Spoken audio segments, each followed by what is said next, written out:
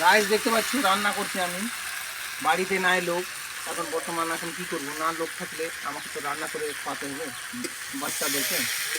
তো দেখতে পাচ্ছেন গাইস, টমাটো, আলু আর মাছ সবজি গাইছে। তো আপনাদেরকে দেখাবার চেষ্টা করছি আলু তরকারি আর টমাটো।